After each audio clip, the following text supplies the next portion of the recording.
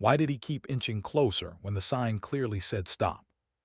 The midday sun burned white against the dust-covered asphalt, heat shimmering above the narrow two-lane road that carved through the barren landscape like a scar.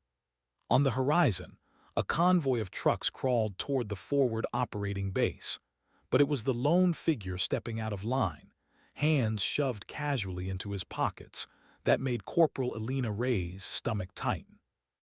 She shifted the sling of her rifle against her shoulder and steadied her breathing.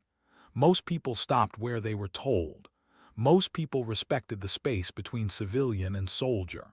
But this man was walking straight toward the checkpoint with the kind of careless swagger that always spelled trouble. "Ma'am, should I warn him?" asked Private Nolan from the guard post beside her, his voice thin beneath the weight of the afternoon heat. "Not yet," she murmured. "Let him decide how far he wants to push it." The breeze that slipped over the walls of the outpost smelled faintly of diesel and desert sand. Somewhere behind her, a generator coughed and sputtered. And still, the man kept walking. It wasn't the first time Elena had been tested.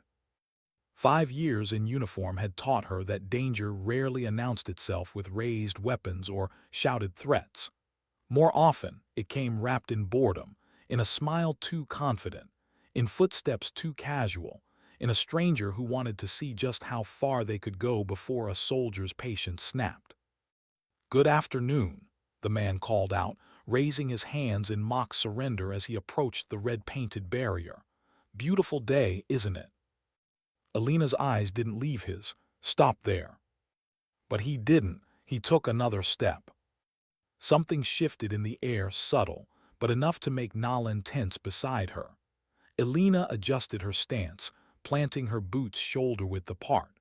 The barrel of her rifle remained angled down, but her finger hovered close to the trigger guard. "Sir," she said, her voice steady but firm, "I won't repeat myself." That was when he stopped. A half-smile played across his lips, and he raised his eyebrows like a man amused by a child's tantrum. "Relax, soldier, I'm just curious," he said. "What happens if I cross this little line of yours?" The silence that followed was heavier than any explosion. Elena had seen that look before in markets, at roadside stops, at protests that had turned ugly. It was the look of someone who thought rules were suggestions and that uniforms were costumes. And in a place like this, a contested border where alliances shifted like sand, it was the look that got people killed. "You won't like the answer," she said quietly. For a heartbeat, the only sound was the rattle of a distant helicopter and the whistle of the wind through the razor wire. Then, something in her tone, or maybe the unblinking steadiness of her gaze, made the man's smile falter. He stopped talking. He stopped moving. And just like that, the invisible tension that had stretched between them snapped back into place. He took a step back, then another. "That's what I thought," she murmured under her breath. Later, when the sun had dipped low and the evening patrol had taken over, Elena sat alone on the bench outside the barracks, staring at the horizon where the desert met the sky. Her helmet sat beside her, her rifle propped against the wall. The world was quiet now, painted gold by the fading light, and yet the question still echoed in her mind. Why do they always test you? Maybe it was because she was young, maybe because she was a woman, or maybe because people didn't understand that a guard's silence wasn't weakness. It was the thin line between order and chaos. "Rough shift?" a voice asked. She glanced up to see Sergeant Darius Carter, her commanding officer, leaning against the doorframe. He held 2 steaming mugs of bitter instant coffee and offered one to her. "You could say that," Elena replied, taking the cup. "Some idiot thought it'd be funny to see how far he could walk before I stopped him." Carter's lips twitched into a wry smile, and "I stopped him." "Good," he said, then after a beat, "but you're thinking about it too much." She stared into the dark swirl of her coffee.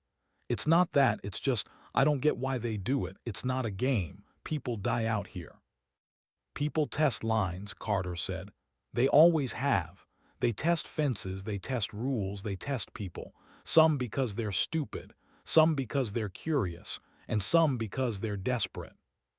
He paused, watching the last of the sun dip below the horizon. Our job is to make sure they never forget there's a line at all. That night, long after lights out, Elena lay awake staring at the ceiling of the cramped barracks. Sleep wouldn't come, it hadn't for weeks. Not since the last mission. Not since the radio call she still heard in her dreams. Unit Bravo under heavy fire. 2 wounded, request medevac now. We can't hold the line. The line, always the line. They talked about it in training, in briefings, in speeches. But for Elena, the word had always meant something more. Because 2 years ago, on a different deployment, she had failed to hold it. Her younger brother, Matteo, had begged her not to re-enlist after their parents died. He said he couldn't lose her too, but she'd gone anyway because the uniform was the only thing that made sense anymore. Because standing on the line was the only place she felt she could make up for all the things she couldn't protect. And then, during a patrol gone wrong, she'd been forced to make a choice.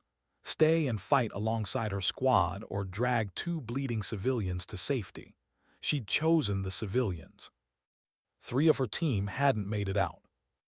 The weight of that decision never left her. It pressed down on her every time she fastened her body armor.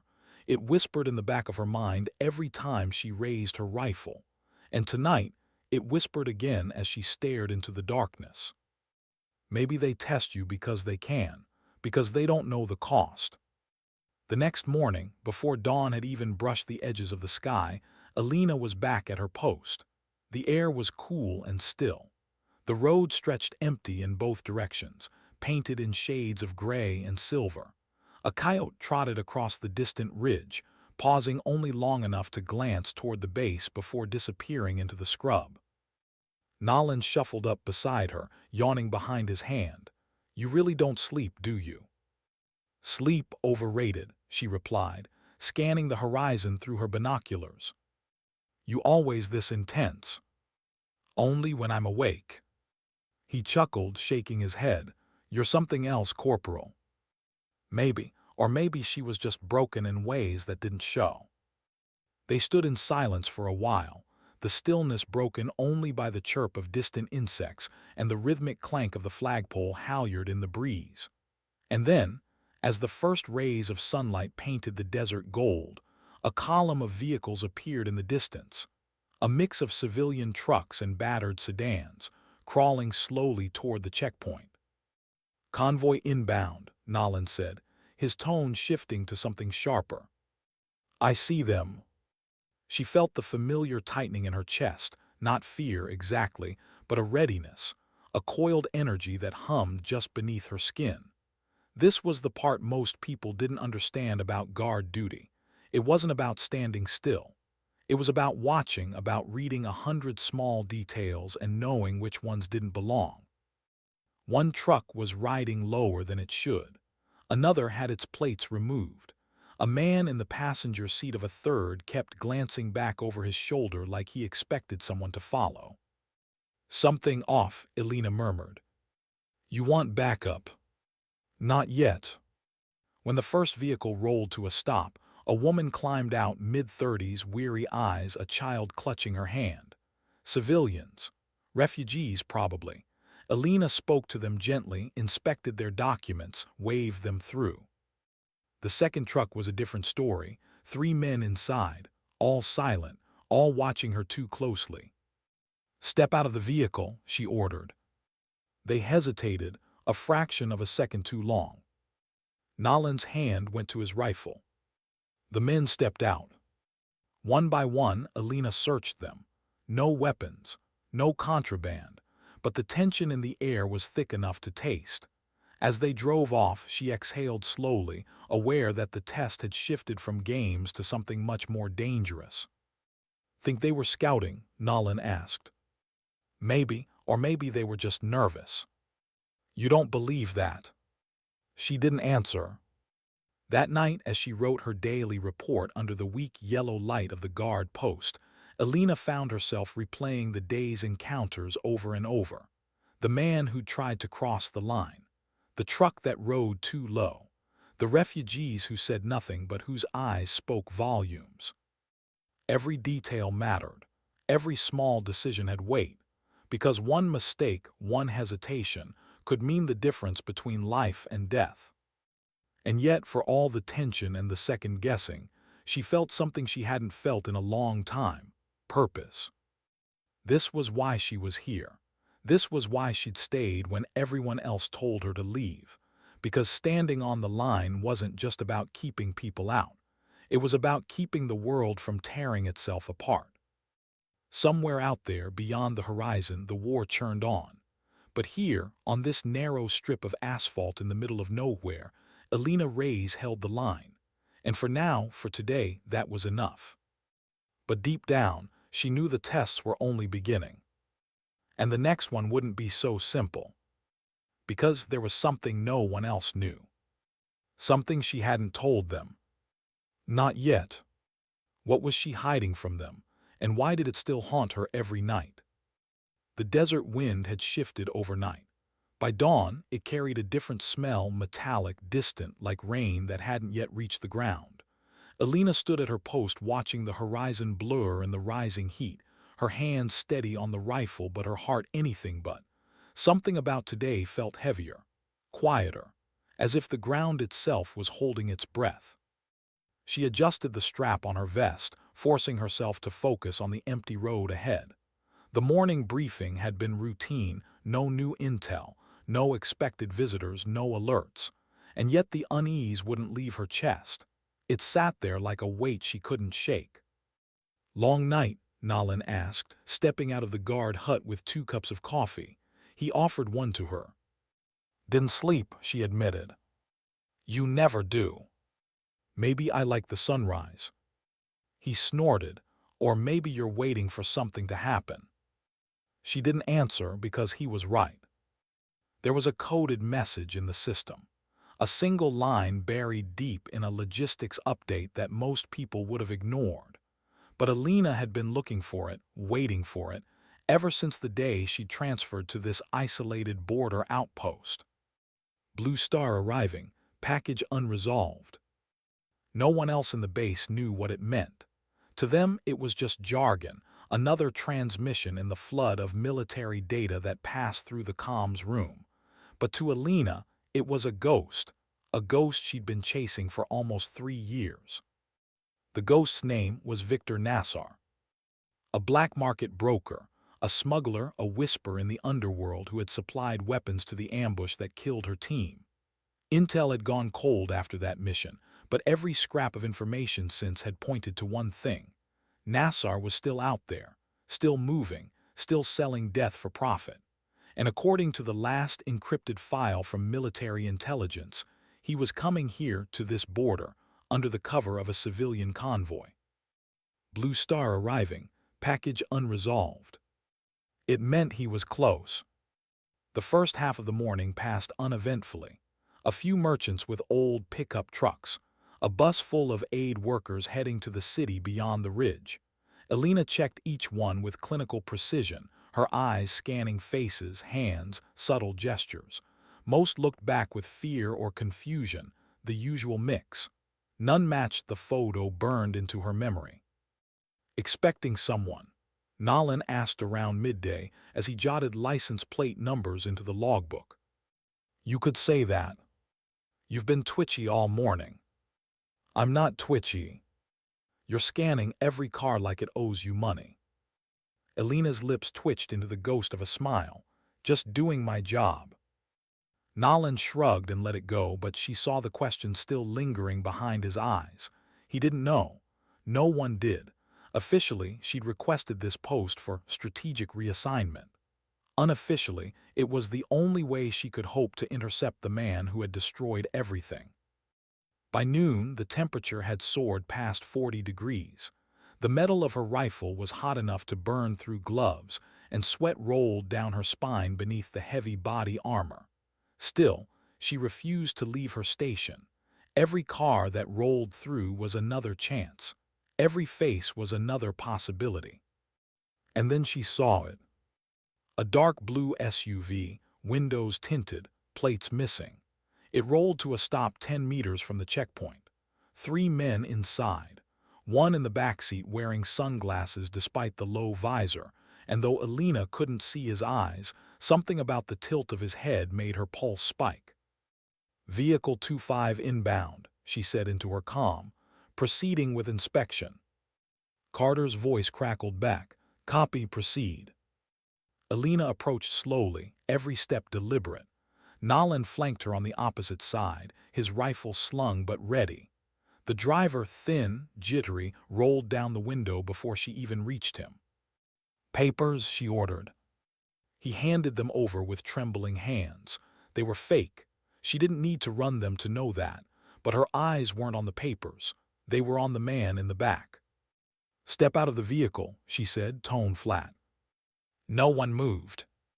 "I said step out." The driver swallowed and pushed open his door. The front passenger followed. Both complied, but the man in the back stayed still. And then, in a voice that was too calm, too measured, he said, "Do you know who you're talking to, Corporal?"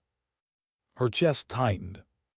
It was him. She knew it before he even took off the glasses. Victor Nassar looked nothing like the photographs. The years had carved deeper lines into his face, and his hair had turned a shade of steel gray. But his eyes, cold, deliberate, unbothered, were exactly the same. The eyes of a man who had watched 3 soldiers die and never once looked back. "Out," Elena repeated, though her voice wasn't as steady as she wanted it to be. He smiled, small, knowing, cruel. "I don't think so." Time stretched thin, seconds dripping like molasses. Nolan shifted his weight, sensing the tension. The radio on Elena's shoulder hissed with static, and in the distance, a hawk circled lazily against the washed-out sky. "Out now." Her finger hovered near the trigger guard. One wrong move and this would end here on this strip of scorched asphalt. Maybe that was what she wanted. But then he spoke again, and his words hit harder than any weapon. "You look familiar," he said. "Were you there that day?" The question wasn't for information. It was a taunt, a knife twisted slow. Elena swallowed the rush of heat behind her eyes. "Step out of the vehicle." This time he did. The search yielded nothing, no weapons, no contraband, nothing that would justify an arrest. Carter arrived with a pair of MPs and questioned them for over an hour. Still nothing. They were just travelers, they insisted, heading to the city for business. By regulation, she had no grounds to detain them. By law, they were free to go. And so, Victor Nassar, the man who had haunted her dreams, the ghost she had chased across continents, stepped back into his SUV and drove away without consequence. The dust from his tires clung to her boots long after he disappeared. That night the barracks felt smaller than usual. Elena sat on the edge of her bunk, staring at the wall. Her hands trembled not with fear but with rage. All those years, all the names etched into the memorial stone. And now, when she finally had him within reach, the rules had tied her hands. "Rough day," Carter's voice cut through the silence. She didn't look up. He was right there. "I know. And I let him go." "You followed protocol." "I let him go," she snapped, louder this time. Carter didn't flinch. He just leaned against the doorframe, studying her with the kind of calm that only came from decades of watching young soldiers burn under the weight of their own ghosts. "Let me tell you something," he said quietly. "I spent 2 years chasing a man who planted bombs under our convoys, killed 19 of my guys. I tracked him across 3 provinces, and when I finally cornered him, I couldn't pull the trigger. The rules didn't let me." "What happened to him?" "He slipped away. But 3 months later, intel caught up. Different unit, different operation. They brought him in alive." Elena stared at the floor, jaw tight. "So I'm supposed to just wait?" "You're supposed to trust that justice doesn't always wear your uniform," Carter said. "Sometimes it's slow, sometimes it's ugly, but it comes." But as she lay awake that night, she couldn't shake the image of Victor's smile. The way he'd looked at her, amused, almost proud, like he knew she'd never cross that line. Maybe she wouldn't, but she would be ready the next time. Because there would be a next time, of that she was certain. And this time, she wouldn't just be standing on the line. She'd be the reason he couldn't cross it. 2 weeks passed, patrols came and went. The convoy routes shifted, and then, just as she was starting to wonder if she'd imagined the whole thing, a new intel report came in. Possible arms transfer near Sector 7, night operation, suspect Victor Nassar. Elena read it twice, then a third time, her pulse thundered in her ears. Permission to join the op, she said to Carter that evening. It's an off-base mission, he warned. It'll be dangerous. I know. And personal. I know. Carter studied her for a long moment before nodding. Be ready by 2200. That night under a moonless sky, Elena boarded an unmarked Humvee with a 5-person task force. Their orders were simple: intercept the deal, seize the weapons, capture Nassar if possible. The mission brief was clinical, detached, but for Elena it was anything but. This wasn't just about weapons. It wasn't even about justice. It was about 3 names carved into a stone back home. It was about a promise whispered over a folded flag. It was about the line she had failed to hold, and the one she would never let break again. The desert stretched endlessly before them, dark and silent. In the distance, faint headlights flickered like ghosts.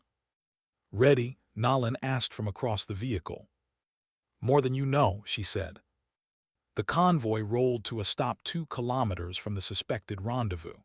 They'd continue on foot from here, through dry gullies and jagged rock formations that sliced the night like broken teeth. The wind howled low, carrying the scent of oil and dust.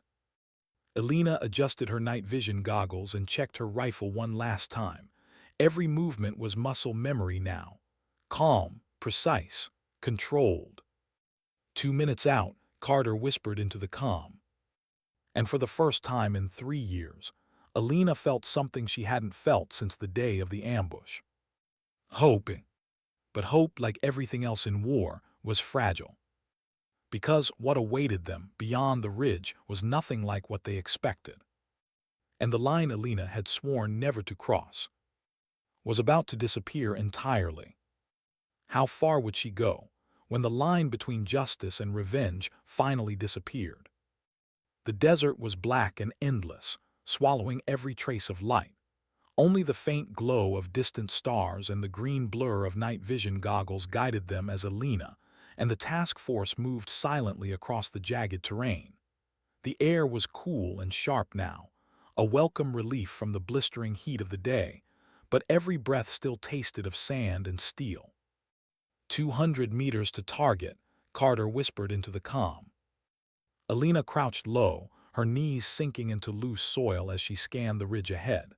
Through the NVGs, she could see faint shapes, trucks, at least 4 of them, parked in a tight cluster beside a rusted water tower. Figures moved between them, carrying crates from one vehicle to another. Too many to count. Contact confirmed, she murmured. They're offloading. Hold position, Carter replied. We wait for eyes on Nassar. She adjusted the zoom on her optics and swept the scene slowly.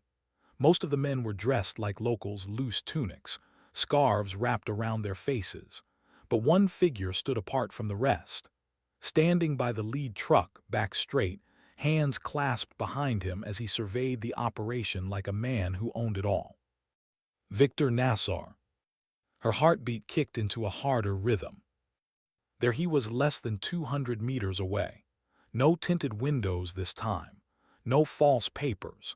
Just a man standing under the indifferent desert sky, orchestrating death with the same calm detachment he'd shown years ago. Elena, Carter's voice cut into her focus. Confirm ID. Confirmed, she whispered, her throat dry. It's him. Copy that. Wait for my signal. They waited.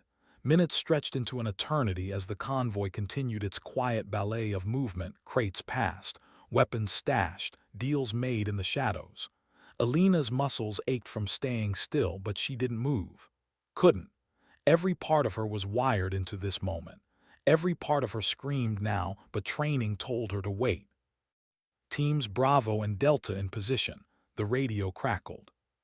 Sniper Overwatch ready, another voice added. On my mark, Carter said. 3, 2, 1, execute. The silence shattered.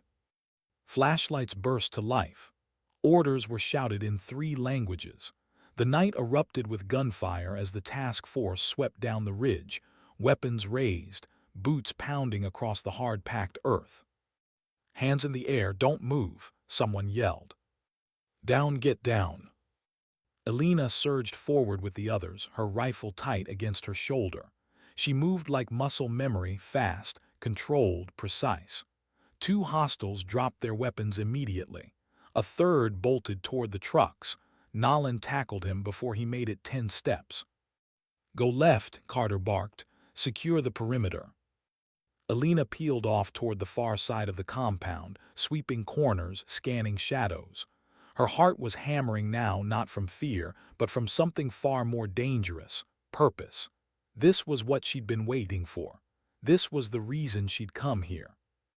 And then, out of the corner of her eye, she saw him. Nassar. He was running. He cut between 2 trucks and vanished into the darkness beyond the water tower.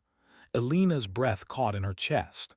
For a split second, she hesitated, the voice of training screaming, stay with your team, hold your position. But the other voice, the one that had haunted her for years, roared louder. Don't let him escape again. She bolted after him. Elena, Carter's voice snapped through her earpiece. Where the hell are you going? Pursuing target, she shouted back, breath ragged. Negative, fall back to formation. Raise, do you copy? But she had already cut the comm. The chase was chaos.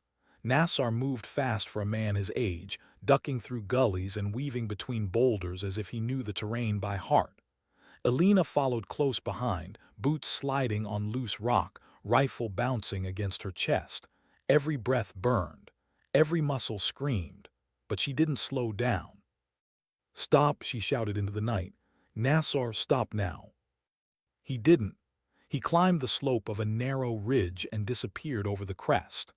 Elena cursed under her breath and pushed harder, fingers digging into the sand as she hauled herself up after him. When she reached the top, the world opened into a shallow basin below, scattered with rusted vehicles and crumbling concrete. Abandoned outpost, maybe, or a forgotten smuggler's hide. And in the middle of it, Victor Nassar stood alone beneath the stars, catching his breath. He didn't run anymore. He turned to face her. Corporal Reyes, he said, voice calm, almost amused. I was wondering when you'd stop following orders.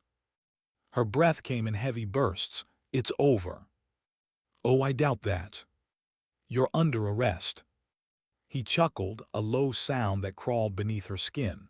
Arrest, out here. There's no jurisdiction, no evidence, just 2 people in the dark. Don't move, she warned, raising her rifle. Or what? He asked, stepping closer. You'll shoot me. You had the chance once already, but you didn't, you couldn't. Her jaw tightened. Don't test me. Oh, but that's what you're here for, isn't it? To be tested. He took another step forward, his hands still casually at his sides.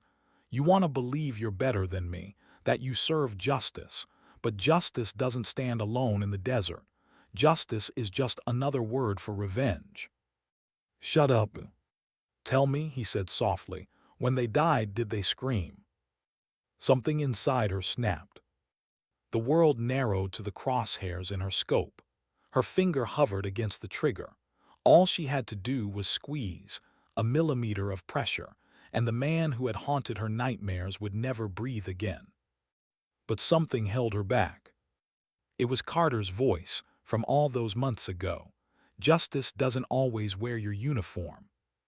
It was Mateo's voice, begging her to come home. I can't lose you too. It was the memory of 3 folded flags and the quiet sobbing of families who had already lost too much. Elena's hands shook. Her throat felt tight. For the first time in years, she realized she didn't know if pulling the trigger would make her whole or destroy whatever part of her was still left. A faint sound cracked through the night, boots crunching on stone. Nolan's voice, distant but growing closer. "Raise, I'm on your 6." Nassar glanced toward the noise. His calm expression flickered. Seems we're out of time. And then, with a suddenness that caught her off guard, he reached inside his jacket. "Don't," she shouted. But he didn't stop. Her instincts took over, finger tightened, rifle bucked. The shot split the silence. Nassar staggered backward, a crimson bloom spreading across his shoulder. His hand froze mid-motion. Then slowly, he pulled it free, holding not a weapon but a satellite phone. He hissed, collapsing to one knee. "You made your choice." Nolan arrived seconds later, weapon raised. "What the hell happened?" He reached into his jacket, Elena said, her voice shaking. "I thought." "Was he armed?" "I don't know." They moved quickly, securing the area and calling for extraction. Nassar was alive, barely, and medics would get to him before the blood loss claimed him. But as they loaded him onto a stretcher, his words lingered in the air like smoke. "You made your choice." The debriefing the next day was brutal. Investigators asked the same questions over and over. Why had she broken formation? Why hadn't she waited for backup? Did she identify a weapon before pulling the trigger? Elena answered truthfully, mostly. But the truth was messy, and messy never looked good on a report. "Command," reviewing the incident, Carter said later, his tone unreadable. "They're not happy." "I followed procedure," she insisted. "You bent procedure." "I saved lives." "You nearly threw yours away." Silence stretched between them. Finally, Carter sighed and sat down across from her. "You're not the first soldier to let vengeance steer the wheel, but if you're not careful, it'll drive you off a cliff." "I didn't do this for revenge." "Didn't you?" Her mouth opened, but no words came. That night, Elena sat alone in the empty mess hall, staring at a cup of coffee gone cold. The adrenaline had faded. The noise had faded. All that remained was the weight, heavy and suffocating, of what she'd done. She had wanted justice. She had wanted peace. Instead, she had a wounded man in custody, a career under review, and a question she couldn't answer. Was this justice, or was it just revenge with better aim? Outside, the desert wind howled against the metal siding. Somewhere far away, a coyote cried into the night. And beneath it all, the bass hummed with the quiet rhythm of a war that never really ended. For the first time since she put on the uniform, Elena Reyes didn't know which side of the line she stood on. But fate wasn't finished with her yet. Because Nassar had one final card to play, and when he did, the mission she thought was over would become far more personal than she ever imagined. Why did her hands tremble when they were supposed to be steady? Elena pressed her back against the cold, rain-slick wall of the half-ruined building, trying to steady her breath. The moon hung low and dull above the valley, its pale light cutting across the broken rooftops and twisted power lines. Somewhere beyond the next block, less than 200 meters ahead, was the reason she had come all this way, and the reason she hadn't been able to sleep for weeks. The mission wasn't going according to plan. It had never been meant to. "3 minutes until sweep," whispered Cole over the comm. "Are you in position?" Elena closed her eyes and swallowed hard before answering. "Almost." Almost? The word tasted like failure, because in truth she had frozen just for a moment when she'd seen the woman across the street. A woman carrying a small boy in her arms, running barefoot across the cracked pavement. Civilians weren't supposed to be here. The entire sector was meant to have been evacuated before nightfall. And yet there they were, a mother and child, stumbling toward the very building she was about to breach. She could feel it again, that old familiar ache in her chest. the memory she tried so hard to bury. Her sister, Leela, 12 years old. A dusty road, a sudden firefight, the echo of a child's scream swallowed by the sound of artillery. She had promised herself that no one, not one more innocent, would suffer because of the decisions people like her made. But this mission was already teetering on that knife's edge. "Focus, Elena," she muttered under her breath. "You're here to stop a massacre, not start one." The target, codenamed Spectre, was somewhere inside the building ahead.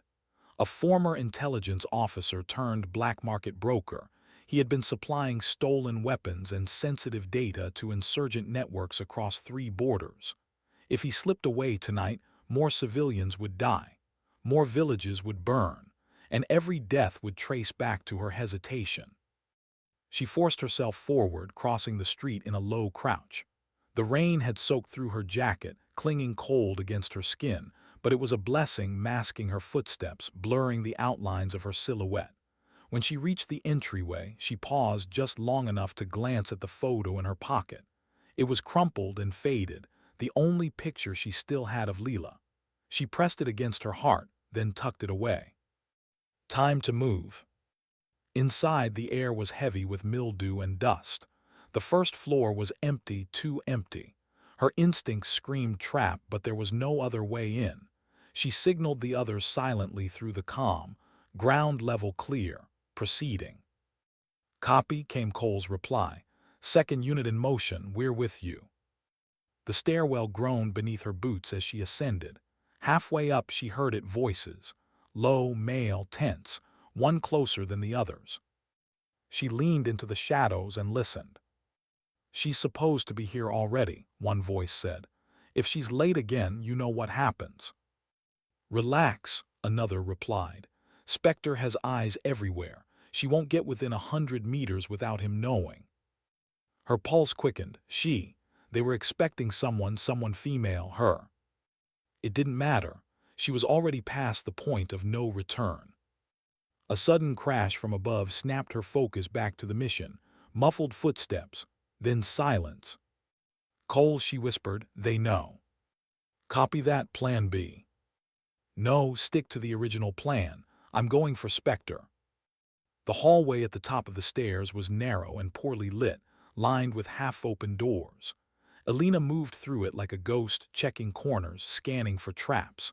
In the third room, she found something that made her stomach knot: a wall of monitors, each displaying a different live feed from cameras across the city. And on one of them, her own image. Grainy, black and white, but unmistakable. "They've been watching us the whole time," she breathed. A faint creak behind her. Instinct took over. She spun, rifle raised, and froze. The boy. The same one she'd seen on the street, no older than 5, standing barefoot in the doorway with wide, terrified eyes. He didn't speak, didn't cry, just stared. "It's okay," Elena whispered, lowering her weapon. "I'm not here to hurt you." He blinked once, then slowly pointed down the hall, toward a door reinforced with steel plating. "Spectre." "Thank you," she whispered, though she knew he couldn't possibly understand. As she turned to move, something slammed into her from the side. A man, heavy and fast, crashing her into the wall. The rifle skittered out of reach. She felt a fist connect with her ribs once, twice, pain exploding through her side. Training kicked in. Elbow to the throat, knee to the gut. She rolled free, grabbing the knife from her belt and pressing it against his neck. "Where is he?" she hissed. The man spat blood, already gone. She wanted to believe he was lying, but deep down she knew he was. "Cole," she gasped into the comm, "Spectre on the move." "Negative," Cole replied. "Thermal still shows a heat signature in the target room. Could be a decoy." "Or a trap," Elena muttered. Every instinct screamed at her to pull back, regroup, rethink. But another voice, quieter and older, spoke louder in her head. "If you stop now, he wins." She retrieved her weapon and crept toward the reinforced door. The hallway stretched before her like a tunnel into the unknown. Her breath slowed, her vision narrowed. Every step was a countdown. 3, 2, 1. She kicked the door in. Inside, the room was dimly lit by a single hanging bulb, a desk, 2 chairs, a half-empty glass of whiskey, and in the center, a man with silver hair and a scar running down the side of his face, sitting calmly as if he'd been waiting for her. "Welcome, Captain Marlowe," he said, his voice smooth and unsettlingly calm. "I was wondering how long it would take." Her finger hovered over the trigger. "Don't move." He smiled faintly. "If I wanted you dead, you would be. Sit, talk." "I'm not here to talk." "No," he said, leaning back. "You're here because you think killing me will fix something that's been broken inside you for years." The words hit harder than any bullet. Her throat tightened, but she didn't lower the weapon. "You don't know anything about me." "On the contrary," Spectre replied. "I know everything, your file, your record, your sister." The room tilted slightly. She took a step closer. "Say her name again." He chuckled softly. "Leela, pretty name. Wrong place, wrong time. I could tell you who gave the order that day. I could even tell you why." Elena's hand shook the first time in years. "Why?" "Because war doesn't care about names," Spectre said. "Or innocence, or promises made to dead sisters. It only cares about leverage. And right now, you're my leverage." There was movement in the corner, a second figure stepping out of the shadows, weapon raised.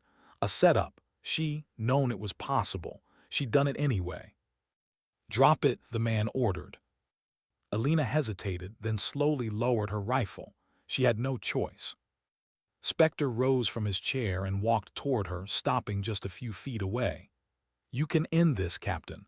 Walk away. Pretend none of this ever happened. Or pull the trigger and start a war you cannot control." She stared into his eyes, cold, empty, calculating. And in them, she saw not just the man responsible for countless deaths, but the reflection of herself, the soldier who had sacrificed everything and still lost the one person who mattered most. "I can't walk away," she whispered. "Then you'll die here." "Maybe, maybe not." Outside, a distant explosion rattled the windows. Cole's voice crackled through the comm. "Signals live. Backup inbound, 30 seconds." Spectre's smile faded. For the first time, his composure slipped. "Looks like we're out of time," Elena said. She moved faster than thought, slamming her elbow into the man behind her, twisting free, grabbing the rifle and firing a single shot. Glass shattered. Smoke filled the room. Spectre dove for cover as she lunged for the exit. The building shook as another blast tore through the lower floor. Debris rained from the ceiling. Elena sprinted down the hall, lungs burning, ribs screaming with every breath. She didn't look back. Not yet, not until it was over. As she burst out into the rain-soaked street, she allowed herself one final glance at the collapsing building behind her. Spectre was still alive. She hadn't finished this, but tonight had changed something. This wasn't just about revenge anymore.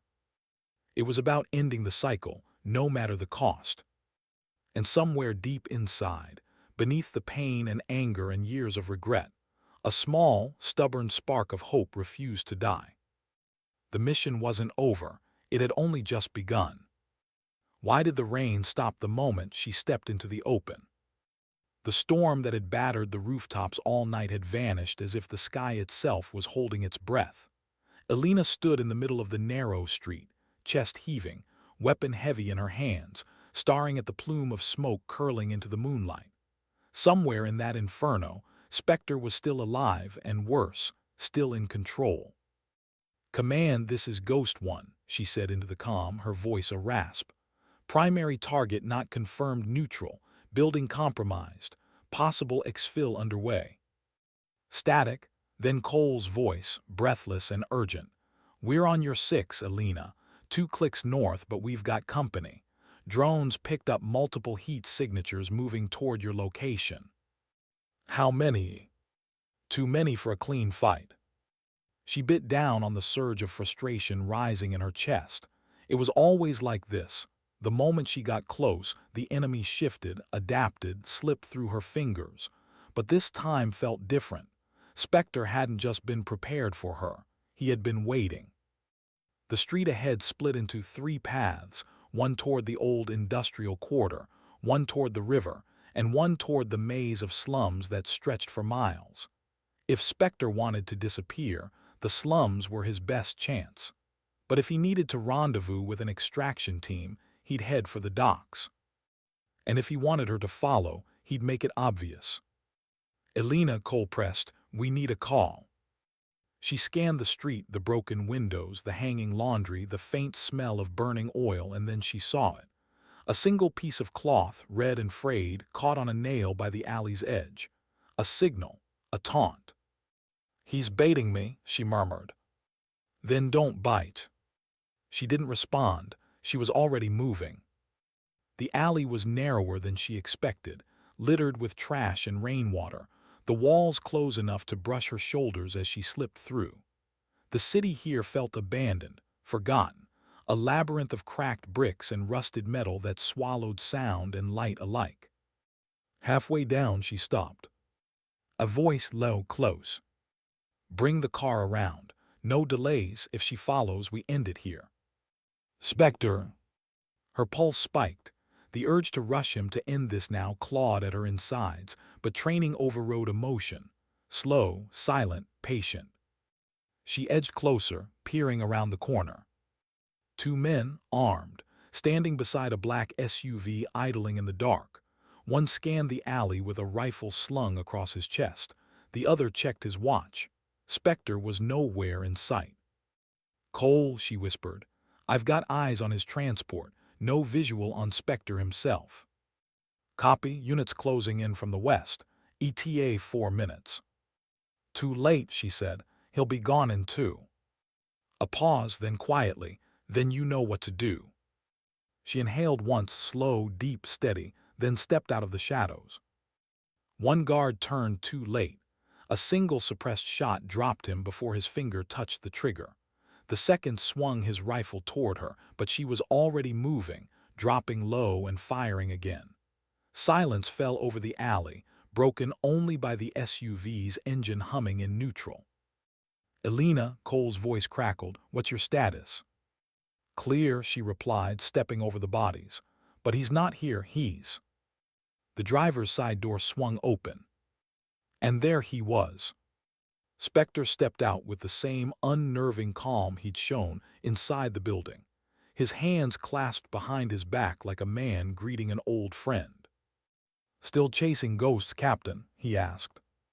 She raised her weapon. "It ends tonight." "Does it?" His smile didn't reach his eyes. "Tell me, when you look in the mirror, do you still see a soldier, or just a weapon someone forgot to turn off?" "Spare me the psychology," she snapped. "Hands where I can see them." He chuckled softly and raised his hands. "Very well, but before you make a mistake you can't undo, you might want to check the trunk." "Why?" "Because she's in there." Her blood ran cold. "Who?" Spectre's gaze softened just slightly. "Someone you thought was dead." For a heartbeat the world stopped spinning. It couldn't be. It was impossible. But her feet were already moving, drawn by a force stronger than logic or fear. She yanked open the trunk. And froze. Inside, curled up and bound, was a young woman with tangled hair and terrified eyes. She was too old to be Leela, too young to be anyone else she knew. But the necklace around her neck, Elena knew that necklace. It had belonged to her sister. "What have you done?" she whispered. "Nothing," Spectre said, stepping closer. "She's been with us for years, a ghost among ghosts. I had hoped to introduce you under different circumstances." "You're lying." "Am I? Or have you spent so many years running from your past that you can't recognize it anymore?" She backed away, weapon shaking in her hands. "Tell me where you found that necklace." "I didn't find it," he said. "She gave it to me." The girl stirred, blinking slowly, her lips parting as if to speak. But before a sound could escape, a distant explosion rocked the street. Cole's voice roared in her ear. "Elena, incoming, pull back now." Spectre used the distraction to move. One step, then another, slipping behind the SUV. She turned to fire, but he was already gone. "Damn it," she shouted, slamming the trunk shut. "Elena," Cole barked, "we're pinned down, you have to fall back." She stared at the spot where Spectre had been, rage boiling beneath the surface. He was playing with her, toying with her, and worst of all, he knew exactly how to hurt her. "Negative," she hissed. "I'm not leaving without her." "Who?" "Just trust me. Send transport to my location, now." They exfiltrated under fire. Bullets tore through the rain as Cole's team laid down suppressive fire, dragging Elena and the girl into an armored convoy. The escape was messy, too messy, and by the time they cleared the city perimeter, Spectre was long gone. The ride back to base was silent except for the engine's growl and the girl's shallow breaths. Elena sat across from her, eyes locked on the necklace around her neck. It was identical to Leela's. Same chain, same charm. "Who are you?" Elena asked softly. The girl flinched at the sound of her voice. They called me Nara." "Nara," Elena repeated. "How did you get that necklace?" Nara hesitated. "It was given to me, by someone who said I'd be safe if I kept it." "Who?" She shook her head. "I don't remember." It was a lie, Elena could see it in her eyes, but pressing her now would do no good. The girl was terrified, disoriented, and deep down, Elena knew the truth wouldn't come easily. Still, the questions gnawed at her. How had Spectre known about Leela? Why had he chosen now to reveal this? And what game was he really playing? Hours later, long after they had returned to base and Nara was secured in medical, Elena stood alone on the observation deck overlooking the desert. The storm clouds had broken, revealing a vast field of stars stretching endlessly across the horizon. Cole joined her quietly, a mug of steaming coffee in his hand. "You did good tonight," he said. "Did I?" she asked without turning. "Spectre's alive. His network's still out there. And now there's a girl who shouldn't exist wearing my sister's necklace." Cole sighed. "It's a long game, Elena. We're not going to win it in one night." She nodded slowly, but her thoughts were elsewhere. Spectre wasn't just an enemy anymore. He was something worse, a mirror. Every move he made forced her to confront the parts of herself she had tried to bury. The guilt, the anger, the endless hunger for redemption. And now he had found a new way to break her, by blurring the line between past and present. "Cole," she said quietly, "I need clearance for an unsanctioned op." He raised an eyebrow. "That's not going to happen." "It has to. He's playing a deeper game than we thought, and I need to end it before he makes his next move." Cole studied her for a long moment, then sighed. "You're not going to let this go, are you?" "No," she whispered, "I can't." He handed her the coffee and started walking away. "Then God help you, Elena, because whatever this is, it's personal now." She stared out at the horizon, the wind tugging at her jacket, the desert stretching endlessly before her. It was personal. It had always been. And for the first time in years, she felt the faint, familiar burn of purpose coursing through her veins. Spectre had drawn the battle lines. Now she would cross them, no matter what waited on the other side. Why was she standing outside the interrogation room like a stranger to her own mission? Elena had faced enemies with blood on their hands, killers with eyes like voids, even warlords who laughed in the face of death. But none of them had shaken her the way this girl did. Nara, the girl with her sister's necklace. The room beyond the reinforced glass was sterile and quiet, the kind of silence that made your heartbeat sound louder. Nara sat hunched at the table, knees drawn close, fingers gripping the metal chain around her neck as if it were a lifeline. She hadn't said much since they'd brought her in. No name beyond Nara. No details about Spectre. Nothing. But Elena knew there was more. There had to be more. "Still nothing?" Cole asked, stepping up beside her. He'd been awake as long as she had, his eyes rimmed red from too much caffeine and too little hope. "She's protecting someone," Elena said. Maybe herself, maybe him, maybe both.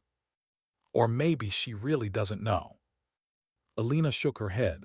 She knows, I can see it. It's in her eyes. She's terrified of what will happen if she speaks. Cole sighed. Then maybe we need someone she isn't terrified of. Elena glanced at him, then back at the girl. You mean me? I mean the one person who might understand her. For a long moment, Elena didn't move. The weight of the choice pressed against her ribs. This wasn't a normal interrogation. This was a conversation with the past, and the past had claws. She swiped her access card and pushed the door open. The room felt colder from the inside. Nara flinched as Elena entered, shrinking into her chair as though expecting a blow. Elena stopped halfway to the table and slowly lowered her weapon belt onto a nearby shelf, a small gesture, but a deliberate one. I'm not here to hurt you, she said gently. Nara's gaze flickered up uncertain. They said that before. I'm not them, Elena replied. I'm a soldier, and right now you're safe. Silence stretched between them. Rain tapped faintly against the window. Somewhere down the hall, a radio crackled with distant chatter. Where did you get that necklace? Elena asked finally. Nara hesitated, thumb brushing over the charm. I don't remember. Try. The girl's lips parted, then closed again. A tear rolled down her cheek before she even realized she was crying. I've had it as long as I can remember, she whispered. They told me it would protect me, that as long as I wore it, I'd never be forgotten. Who told you that? Nara swallowed hard. The man with the scar. Spectre. Did he give it to you? No, Nara shook her head, a trembling breath escaping her lips. A woman did, before they took her away. Something shifted in Elena's chest.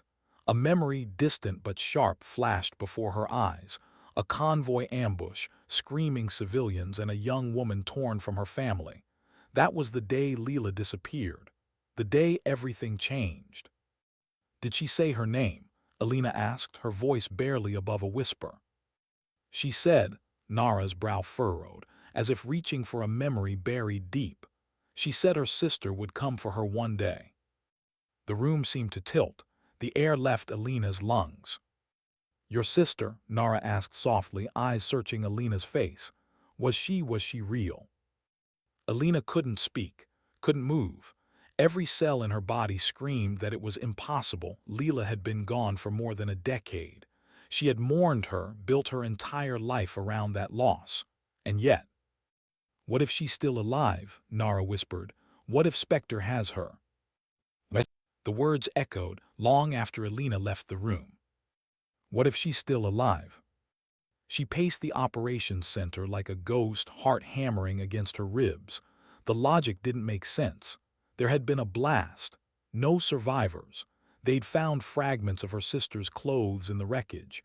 But Spectre had lied about everything else. Why not that too? Cole watched her from across the room. You're thinking it, aren't you? It's impossible. But if there's even a chance, her voice cracked, and she pressed a hand to her forehead. If she's alive, Cole, if he's had her this whole time, I've been fighting the wrong war. Cole didn't answer immediately. When he did, his voice was softer than she'd ever heard it. Then we find out, but we do it smart. He tapped a screen, pulling up a satellite feed. We traced the vehicle Spectre was headed for before the extraction. It didn't go to the border. It went here. He zoomed in on a compound, remote, fortified, buried deep in the mountains. That's his fallback site, Elena said, recognition dawning. It's where he keeps high-value assets. And if your sister is alive, she'll be there. Cole folded his arms. We can't authorize a strike based on a maybe. I'm not asking for authorization, she said quietly. I'm going. Night fell hard over the mountains. Clouds swallowed the moon. The helicopter that carried Elena and her team skimmed low over the ridges, rotors slicing the thin air. The plan was simple: covert insertion, zero noise, in and out before Spectre knew they were there. But nothing about this felt simple.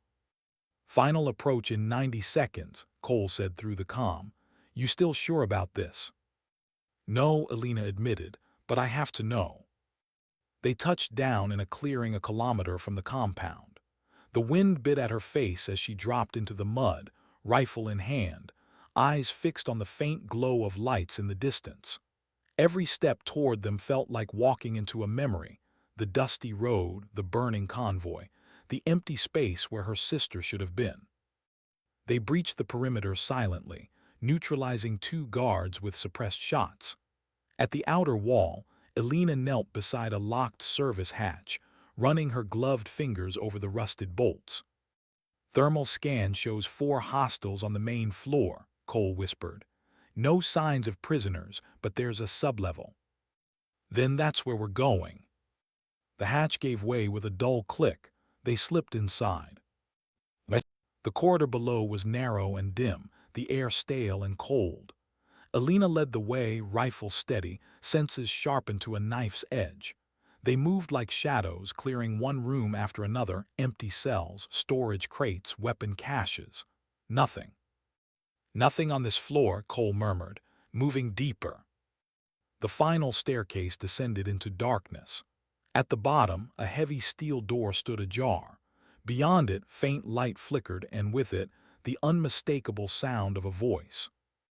A woman's voice. Elena's heart slammed against her ribs. It couldn't be. It couldn't. She stepped through the door. The room was small, lined with chain-link fencing and rusted bars.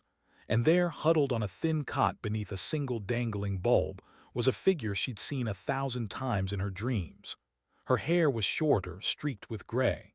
Her face was thinner, older. But the eyes, those same bright eyes, locked onto Elena and widened with disbelief. "Elena," the woman whispered. She couldn't breathe, couldn't speak. "Leela," she said at last, her voice breaking. "Oh my God, Leela." The woman stood slowly, tears streaming down her cheeks. "I knew you'd come." Elena stumbled forward, knees weak, rifle clattering to the ground as she fell into her sister's arms. The years melted away, the guilt, the rage, the endless nights replaying that moment. She clung to her like a drowning woman to the surface. "I thought you were dead," she sobbed. "I almost was," Leela whispered back. "But they kept me alive, he kept me alive." Elena pulled back, her tears freezing into anger. "Spectre." Leela nodded. "He said one day you'd find me, and when you did, you'd have to make a choice." "What choice?" A voice echoed from the doorway behind them, smooth, cold, familiar. "The choice between saving her," Spectre stepped into the light, hands clasped behind his back, "and saving everything else." Time stopped. The mission, the war, the years, they all collapsed into this single, impossible moment. Elena raised her weapon, but her hands were trembling. Spectre smiled faintly. "Welcome to the endgame, Captain." The weight of his words hung in the stale, metallic air. And for the first time, Elena realized this had never been about killing him. It had always been about breaking her, piece by piece, layer by layer, until she no longer knew who she was or what she was fighting for. And now the final blow had arrived. But she wasn't broken yet. Not yet. And as her finger tightened on the trigger, one thought burned hotter than all the rest. This ends tonight, one way or another. The wind howled through the compound's steel skeleton, carrying with it the faint smell of smoke, oil, and old death. Elena's breath came shallow, her rifle steady but her heart racing out of control. Across the dimly lit chamber, Spectre stood calm, too calm, as if he had expected every second of this moment. And perhaps he had. Behind her, Leela's trembling fingers clutched Elena's sleeve. "Please," she whispered, her voice hoarse and broken. "Don't do this, just take me and go." "Not without ending this," Elena muttered, eyes locked on Spectre. "Not after everything." Spectre took a step forward, boots echoing against the concrete. "You're exactly as I knew you would be, stubborn, righteous, predictable." His gaze slid toward Leela, a cold smile ghosting his lips. I told her you'd never leave without trying to kill me, and I told her that would be your undoing. Leela's breath hitched, and Elena felt her sister shrink back. Something about the tone, the familiarity, twisted her gut. "What did you do to her?" Elena hissed. "What did I do?" Spectre chuckled, the sound bone-deep and joyless. "I saved her. I gave her purpose. When the world forgot her, when you forgot her, I gave her a reason to live." "That's a lie." "Is it?" His eyes narrowed. "Do you know how many nights she cried for you? Do you know how many times she begged for death, only for me to remind her that the world she loved so much had left her behind, that her sister had left her behind?" Elena's throat tightened. "I never stopped searching." "You stopped believing." His words sliced like knives. "And belief is what keeps people alive." Leela's grip on her arm loosened. She stepped forward just slightly, as if caught in a gravitational pull she couldn't escape.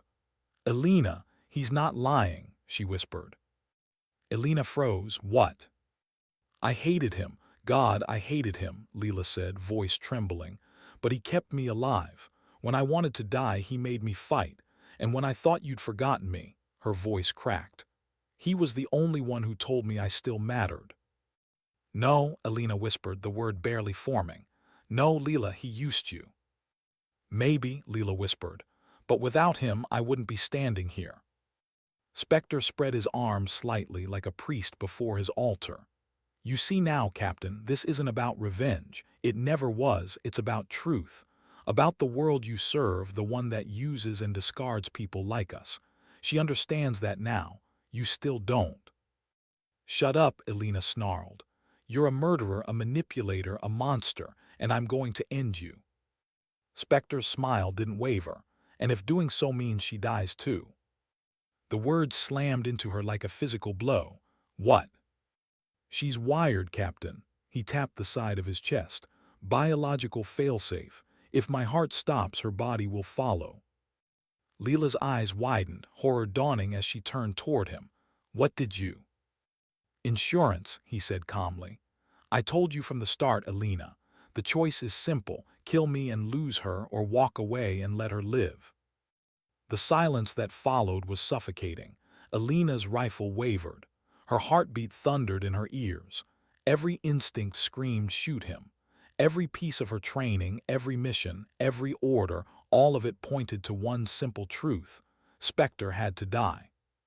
But Leela's wide, terrified eyes, they changed everything. "Tell me how to stop it," Elena demanded. "You can't." "Then I'll find a way." Spectre tilted his head. "You always think you can save everyone. That's why you fail. Because you never understood that sometimes someone has to die." Elena's finger hovered over the trigger. "You first." She fired. The round streaked across the room and hit the wall behind Spectre's head, missing him by inches.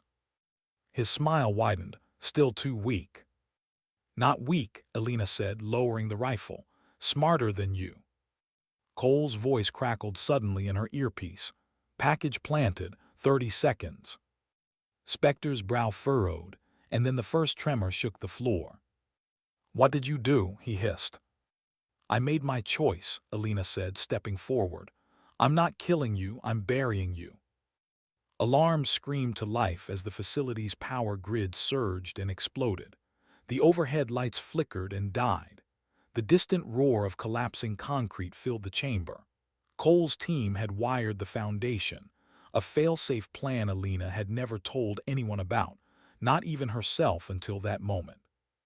Spectre's composure cracked. "You think this will stop me?" "I think it'll slow you down," Elena said, "long enough to get her out."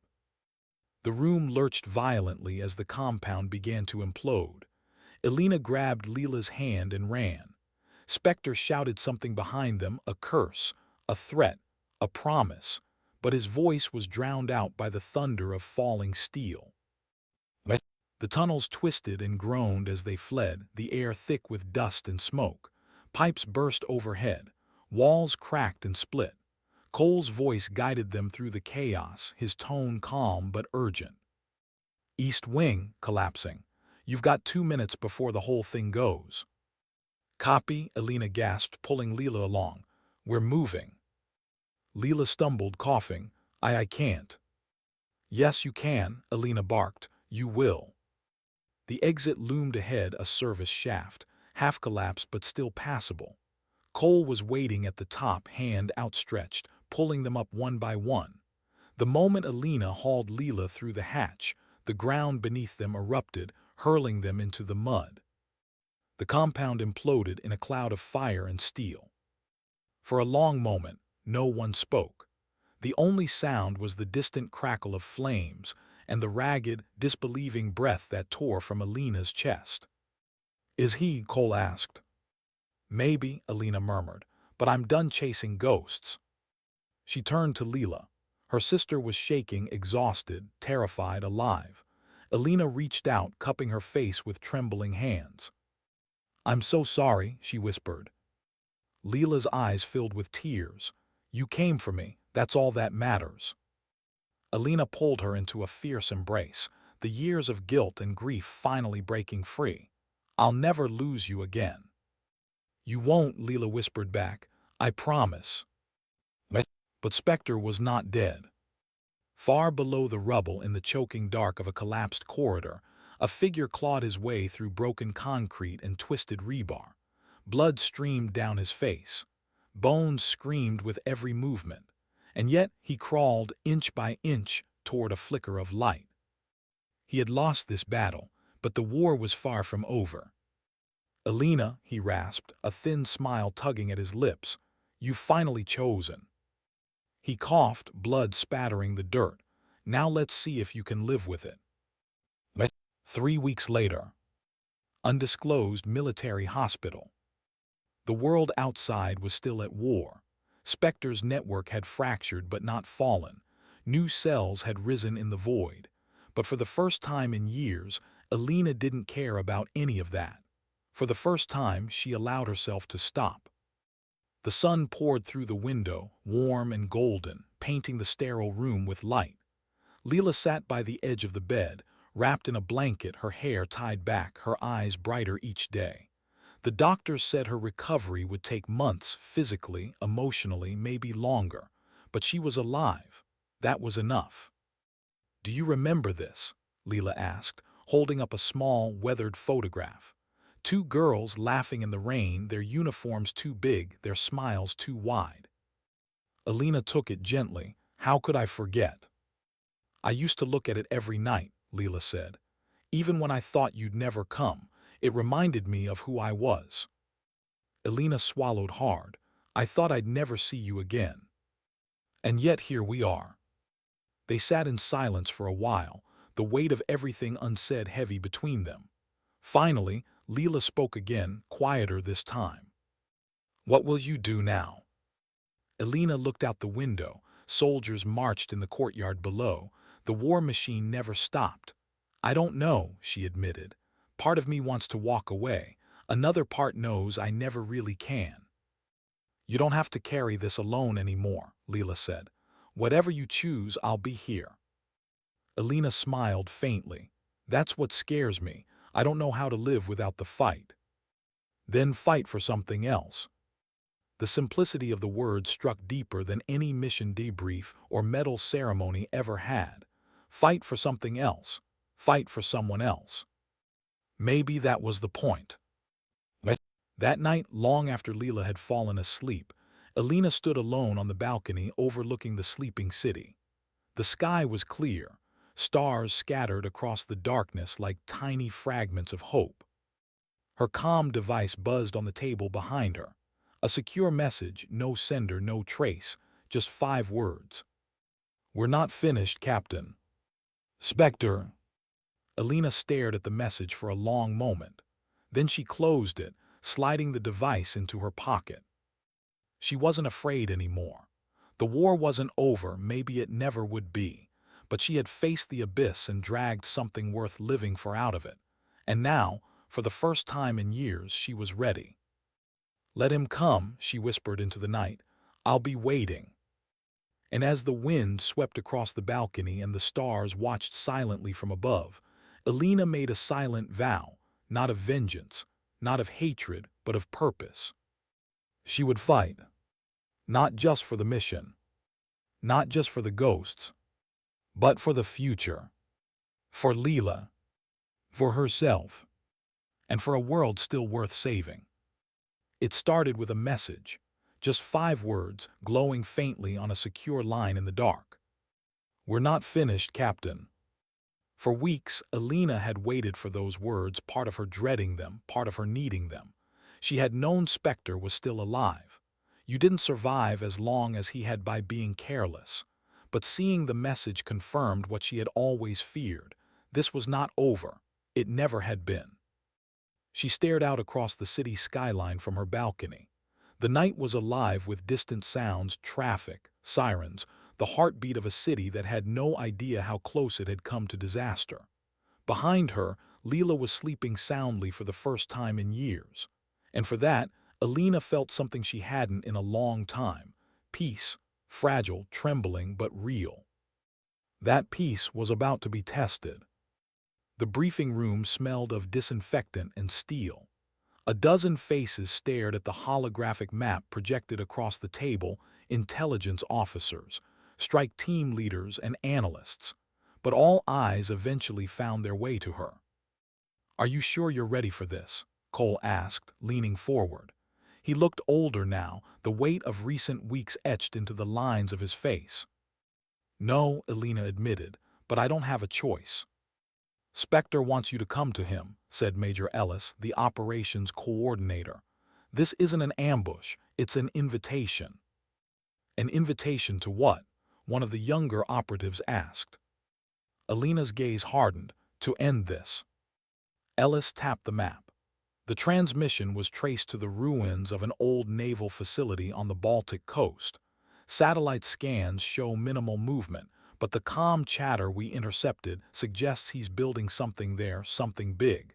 We think it's a bioweapon platform. If he activates it, we're looking at millions of casualties. The room went silent. They had all seen the kind of chaos Spectre could unleash. This was worse. "Then we stop him before he does," Elena said. Cole hesitated. "Elena, what if this is personal? What if this isn't about the mission anymore?"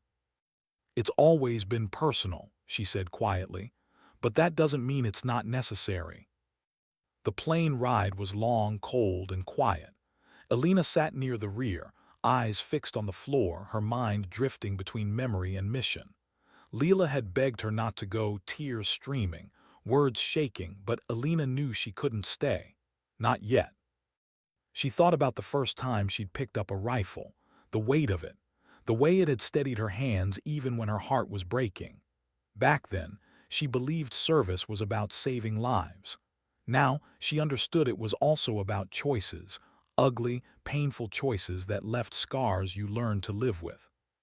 When the transport finally touched down on a remote airstrip outside the Baltic coast, dawn was just beginning to break. The sky bled pale orange across the frozen water, and the wind carried the bite of salt and snow. "Cold one," Cole muttered as he stepped off the ramp. "Feels like a bad omen." "Maybe," Elena replied, tightening the strap of her rifle. "Or maybe it's just another day." They moved through the forest in silence, snow crunching under boots, breath steaming in the bitter air. The facility loomed ahead, a scar of rusting metal and crumbling concrete perched on a cliff above the sea. Drones had confirmed minimal resistance. That alone made Elena uneasy. "Too quiet," she murmured. "Too easy," Cole agreed. They breached the perimeter at dawn. No alarms, no guards, just silence and the hollow echo of the wind through the empty corridors. It was a ghost base, abandoned but not forgotten. "Command, we're inside," Cole said into his comm. "No contact so far." "Copy, Bravo 1, proceed with caution." They swept through corridors lined with peeling paint and broken glass, their footsteps the only sound. Then, as they turned a corner into the facility's command chamber, Elena stopped dead. At the far end of the room, a single figure stood waiting. "Spectre." "Welcome, Captain," he said, his voice calm, almost warm. "I knew you'd come." "Drop the act," Elena snapped, rifle raised. "Where's the weapon?" Spectre spread his hands. "There is no weapon." "What?" "There never was. You think I'd waste something so final on a world that's already destroying itself? No, Elena, this isn't about mass death. This is about us." Her grip tightened. "You lured me here." "I invited you," he corrected. "Because you and we are not so different. We both know this war never ends. The faces change. The names change, but the machine keeps turning, and we keep feeding it. I'm nothing like you." "Really?" His eyes narrowed. "How many have you killed in the name of peace? How many innocents have died so you could sleep at night thinking you were the hero?" "Enough to know I don't want any more." Spectre's expression softened, almost pitying. "Then walk away. I'll disappear. You'll never see me again." "And if I do?" "Then one of us dies here." The silence that followed was long and heavy. Snow swirled through the broken windows, the sea roared below, and the weight of everything, years of hatred, grief, guilt, pressed down on them both. "This ends today," Elena said. "Yes," Spectre whispered, "it does." The first shot rang out like thunder. Spectre dove behind a support pillar, returning fire with ruthless precision. Elena rolled for cover, splinters of concrete exploding around her. Cole's voice roared over the comms, but she ignored it. This wasn't about tactics anymore. This was personal. They circled each other through the ruins, hunter and hunted, soldier and ghost. Every shot brought them closer. Every missed bullet carried years of regret. "Why do you hate me so much?" Spectre shouted. "Because you took everything from me. I gave you purpose. You gave me hell." A grenade clattered across the floor.